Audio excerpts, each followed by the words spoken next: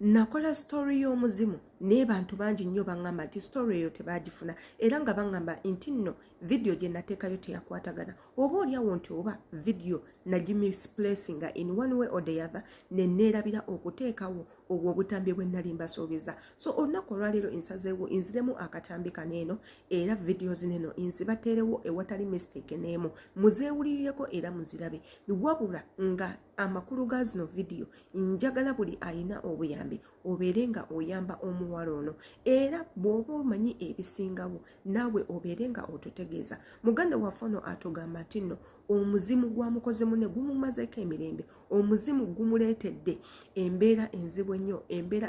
etuuse n'omuleetera okuba ng'agenda kusuulawo omulimu era yatunnyonnyola n'atugamba nti omulimu ogusooka yaguvaako ng'alaba tagenda kusobola n'atambula n'agenda ku mulimu omulala wabula omuzimu gukyamulemeddeko gumusaba buyambi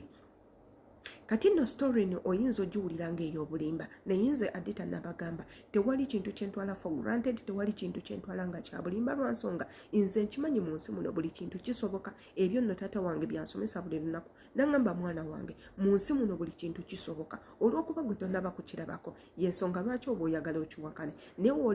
w'olikirabako trust me tojja kuddamu kubeera nga owakana so okusinga okuwakana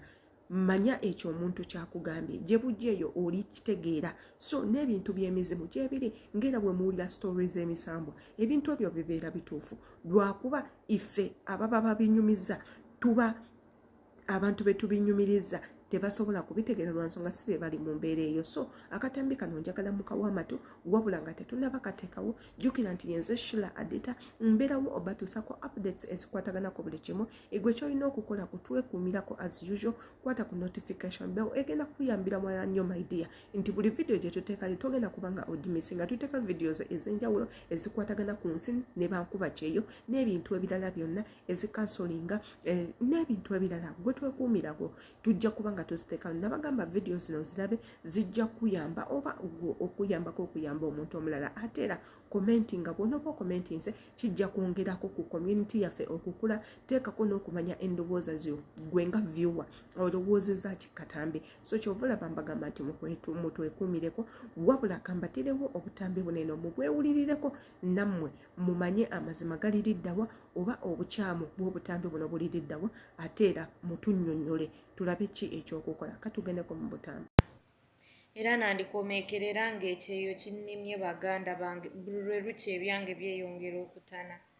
mpulira kamunguluza nnuma nze okusenga kamunguluza nnuma era gwe yenna ali eyo ng'omanye eddagala lya kamunguluza nnyamba munnaye navaayo ne nkola vidiyo abagirabako mwagirabako mu kiyumba kye nalimu ekyafiirwamu munnayuganda mwe yafiira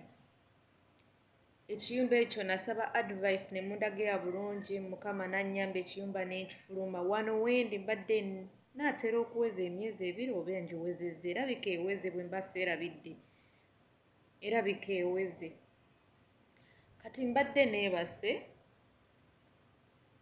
mbadde nga mpumuddeko nga njagala amalirize ensituke ngende nyambe ku mukazi okukola sumbuusa z'enkya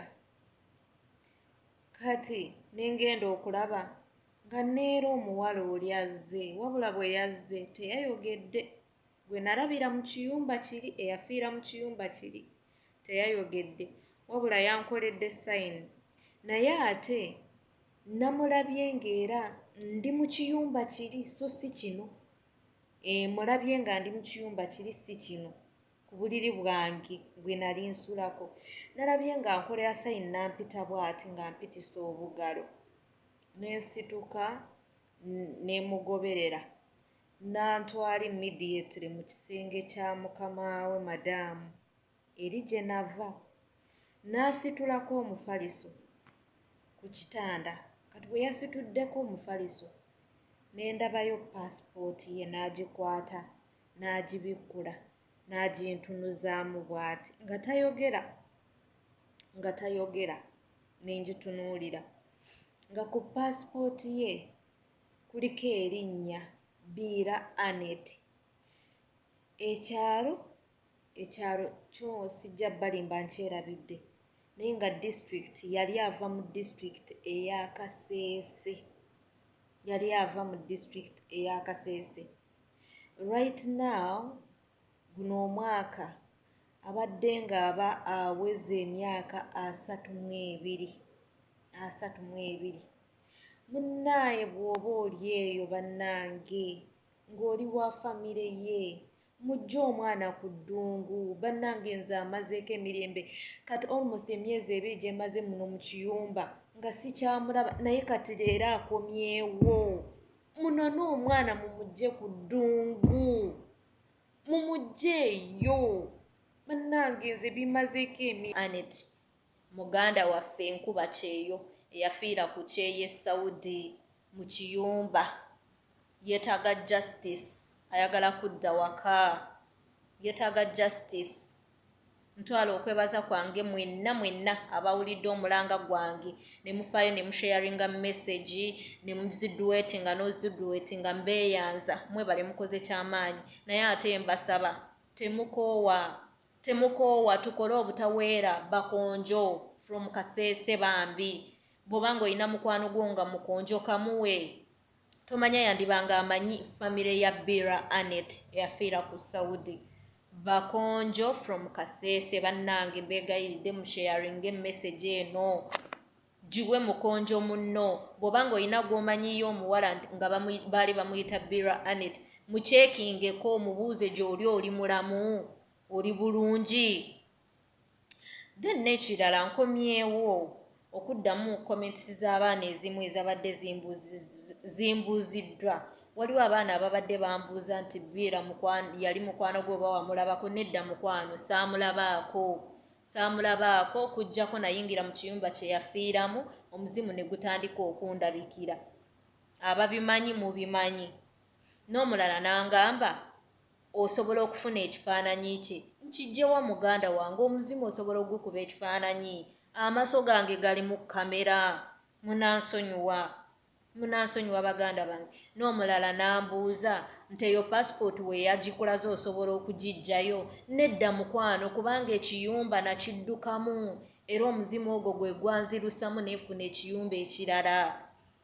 Okiwulira? Omulala n'angamba osobola okufuna ennamba ya former boss w'oyo ne tumukubira n'asobola kutuwa details z'omuwala oyo. Muganda wange boosi ye kennyini nayogerako ko naye n'angamba nti documents zonna yaziteeka mu gundi mu bbaasa ne bazitwala. N'agamba nti omulambo gwe gwasigala eno ne baguziika olwa COVID. Kati oyo oba okyamubuuza ebyo. N'ekirala nze nga nze contact ye sigiina kubanga twayawukana. Okitegeera? Kubanga omuzimu gwangoba mu kiyumba n'addukayo. Contract ye saagimalaako n'addukayo. Obwo nno si butambi bwange. Obutambi obwo buvudde wa mwana muwala oyo ng'agezaako okututegeeza embeera mwayita, ki ekimutawaanya, ebizibu ayina bingi. Agamba omuzimu gwa mukozi munne Omunayuganda Anet eyafiira mu kiyumba ky'Omuwarabu amumazeeko emirembe era nga amusaba abeere nga amuyambako anoonye famire ye babeere nga bamuzzaayo ewaka. Muganda waffe ono Anet bagamba nti yajja mu nsi zino ez'Obuwarabu okunoonya ssente nga nze nga ggwe, wabula n'afa. Omuwala ono yatutegeezezza nti Anet ono agenda n'amulagamu embeera gye yattibwamu, kwe kuba nti nno bamusuffocatingisa nga bakozesa amazzi. Omuntu agenda kwebuuza kikola kitya? Omuntu asobola okuteeka amazzi mu baketi n'akunnyikamu omutwe n'olema okussa paka n'ofa ekikutuko. Bwe ne balaga nti wafudde ekikutuko. Omuntu asobola okuteeka olugoye mu maaso n'alusiba n'abeera nga akuyiwako amazzi ng'agayiwa ku bitundu by'amanyi nti nno bigenda kukuleetera okuziira ennyindo n'omumwa paka lw'ova mu bulamu bw'ensi. Oba omuntu asobola okukwata akaveera n'akakurapinga ku mutwe n'akunyiga nga bw'ayiwako amazzi obeere nga ofa ekikutuka. Kati nno kweka okusuffocatingisa omuntu. Osobola n'omusuffocatingisa ng'okozesezza piro, n'okwata piro n'ogiteeka mu feesi y'omuntu n'otandika okumunyiga paka lwakutuka n'afa. So Anet yeyembeera mu yafiira era nga Anet agamba yeetaaga bwenkanya.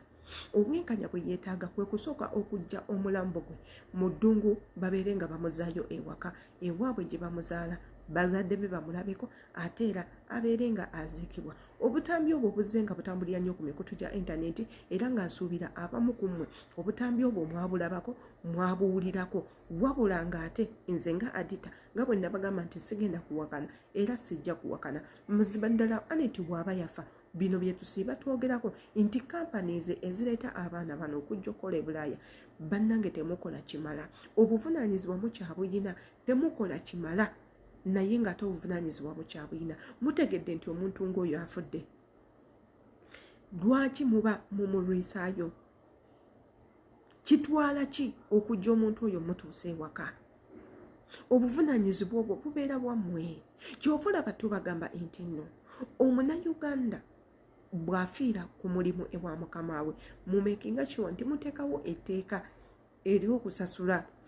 bazadde baffe sente ezo ze mubasasudde ziba ziyambako including kujjayo omulambo n'okulabirira abaana be naye mmwe temwagala kukikola so Aneti yafa essaawa zino eno ali mu kubanga atabukira mukozi munne yamulaga passport ye gye baali bagikwese wansi w'ekitanda n'amugamba passport yange yeeyo amannya gange geego gye banziika yeeno gye banzaala yeeno bazadde bange ye gundi ne gundi gezaako okunoonya omuwala ono najja n'akola obutambi ku intaneti ng'anoonya famire y'ono omuwala eyafa gwe bayita Aneti era paka kati akyaginoonya agamba tannaba kufunayo omuntu yenna avayo aclaiminga nti nno Aneti amumanyi era n'ayita abo bonna abaatambulira mu kampani eya Aneti oba eyayitirako mu kampuni nga mulimu omuwala ayina ag'amannya aga Aneti ne gundi abeere nga ajja ayogereko naye bamubuulire ki ekigenda mu maaso ebintu bino bwe biba nga bituufu bannange nga bituukawo bannange kiba kyewuunyisa nnyo that means nti n'omuwarabu gyali tali mirembe tujjukire te story bweti nze nagiwulirako way back 2016 omuwala Nigeria bwe yafiira mu ggwanga lya Oman bakama be nga bamuse omuzimu ne gufuuka omuzimu ne gufuuka omuzimu ne gutawaanya famire omuzimu ne gutandika otugumbula abantu b'ewaka abaana omusajja yali agenda okukola n'agwa ku accident n'afiirawo omwana yali ali mu kiyigo n'agwa mu kigo n'afiirawo omwana n'agenda okuwuga bwe yayingira ku swimming pool teyadda impaka bwe bagezaako okunoonya famire y'Ogw'Omulambo era maama w'omwana oyo n'abagamba nze nali nsuubira nti ekyo kijja kutuukawo kuba namanya dde omwana wange yafa nammwe kamukirowoozeeko so nsuubira nti nno ne story eno yandiba nga ntuufu one way or the other naye weba nga si ntuufu ebintu we biti bagate baffe muba mulina okubireka ebyokukola ebyokufeekinga stories ne muzireeta kuba muba mutadde abantu ku bunkenke teekako n'abo abayina abaana baabwe abayina amannya ago nga gali eno mu Buwarabu muba mubatadde ku bunkenke so muba temulina kukikola kubanga kiba kikyamu nnyo tomanya bameka bw'oba olumiza omutima yenze Shila Adeta kamanye eki kyolowooza nga weyambisa comment section jjukira oba subscribe yenze kijja tuyambako ne notification bell togirabira embagalanyi